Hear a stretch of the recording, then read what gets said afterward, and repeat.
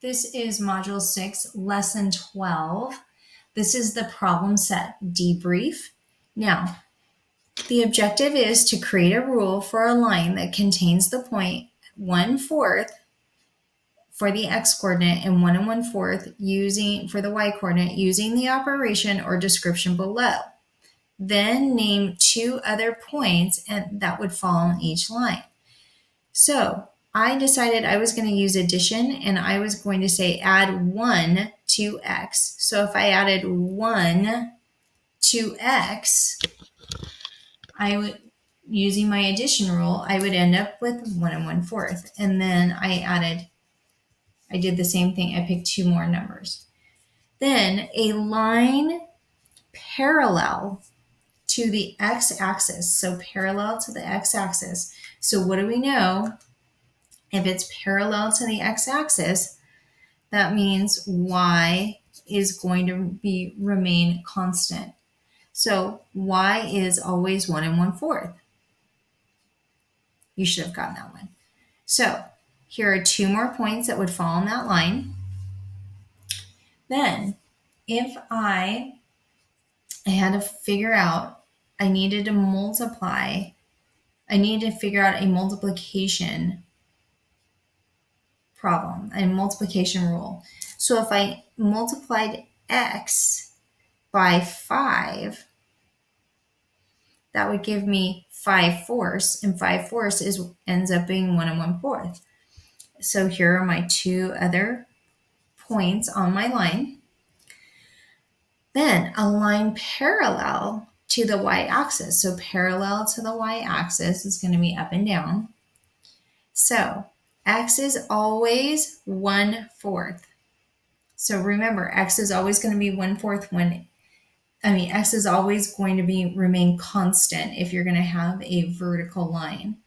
So v, and this could be anything. X is always whatever you decide.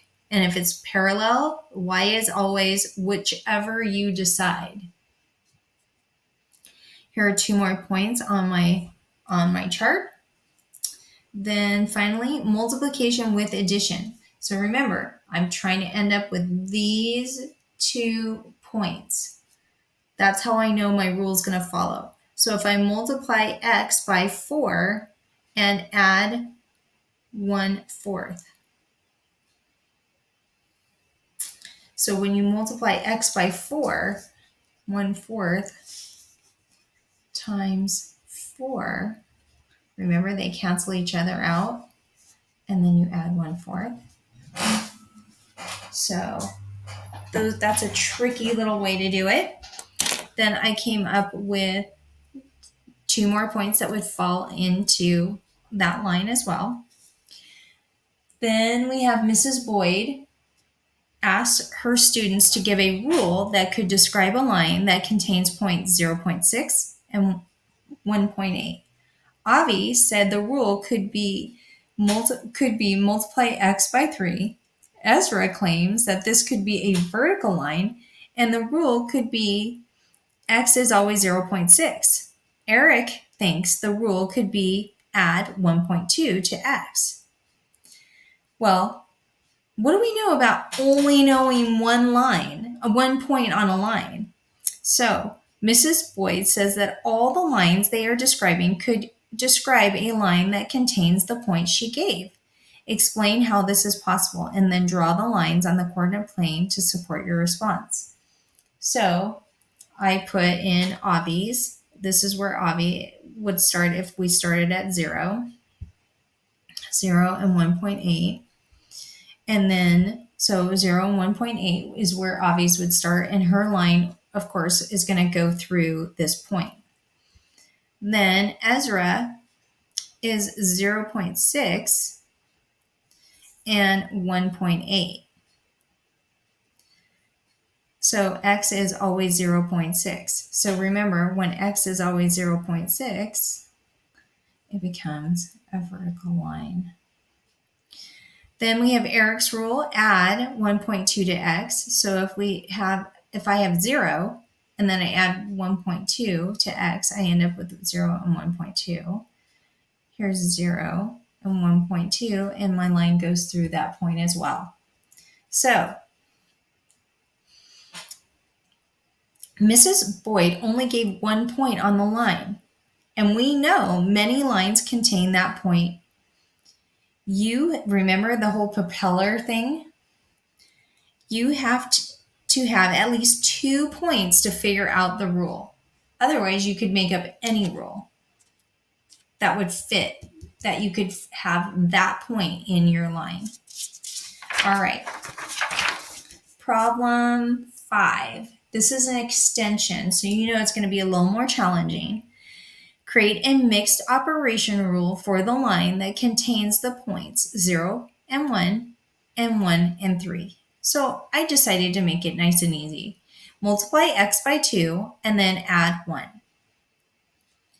So let's identify more points for 0 and p on this line and then draw the line on the grid, which I did. Now, write a rule for a line that is parallel to O and P. It's going to be parallel to O and P. So it could be over here. It could be over here. And has to go through 1 and 2.5. So 1 and 2.5.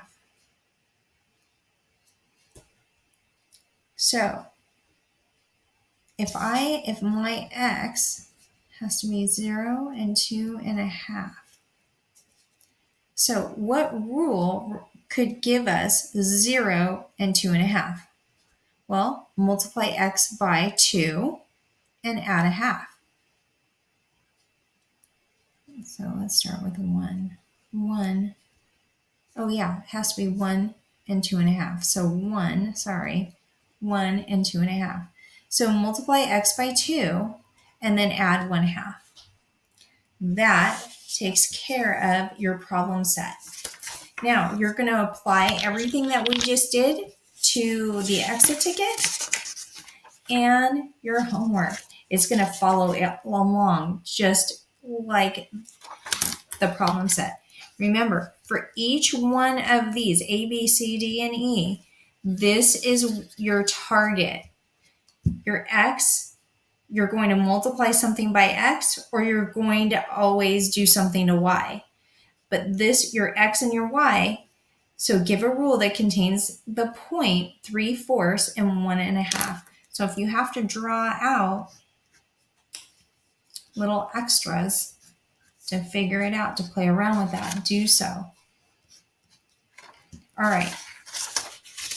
You're going to do great. Don't forget to come back and finish the sprint.